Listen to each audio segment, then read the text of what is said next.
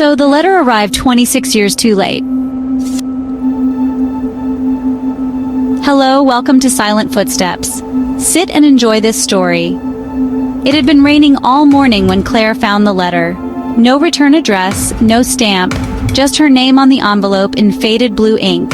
But honestly, the moment she saw the handwriting, her heart nearly stopped. It was Emily's, her best friend who had gone missing 26 years ago. Claire stood frozen in her small apartment, just staring at the envelope. Emily had disappeared when they were just 14. One minute they were laughing under the bleachers after school, and the next, Emily was gone. A missing persons poster taped to every light pole, search parties, candlelight vigils, whispers in the hallways, and Claire, the last person to see her alive, was never the same. She moved away after high school, trying to outrun the memories. And now, after all these years, a letter in Emily's handwriting had arrived. No explanation, no context, just her name on the front. Inside was a single piece of paper, 9 words. I know what you saw, meet me where it ended. Claire's blood ran cold. Where it ended. There was only one place that could mean the treehouse in Millner's Quarry. It was their hideout, their secret place, the last place they were together the night Emily vanished. No one else knew about it. No one should have. Claire didn't sleep that night. By morning, she was already halfway to her childhood town, gripping the steering wheel so tightly her knuckles turned white. She hadn't been back in over a decade, and the town hadn't changed much. The diner still had the same crooked sign, and the old mill still loomed like a skeleton on the horizon. The quarry was abandoned, overgrown with weeds and silence. The treehouse, though weathered and falling apart, was still there, tucked into a thicket of dying pines. Claire climbed the creaking ladder, each step threatening to collapse beneath her. Inside it was cold, dusty, empty, almost. In the corner, tucked beneath a pile of dead leaves, was a small cassette recorder. Claire picked it up with trembling hands. There was already a tape inside, so she pressed play.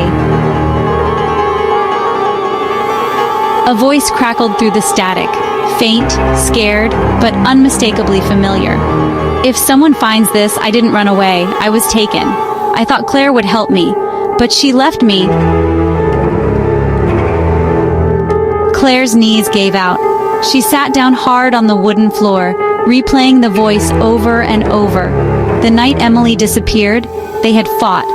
Claire didn't even remember what it was about anymore. She had yelled, turned her back, and walked away. She never told anyone about the fight.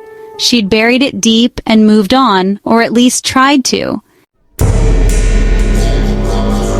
As she sat there in shock, a sound outside made her freeze. A branch snapped, then silence. She turned and saw a figure watching from the edge of the trees, tall, still, face obscured by shadows.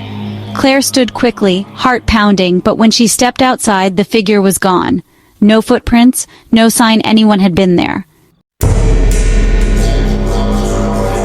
Back in her car, she stared at the letter again. It was still in her pocket, the paper damp from her sweating hands. She drove straight to the police station, cassette in hand. But when they returned to the treehouse, the recorder was gone. No tape, nothing but dust and silence.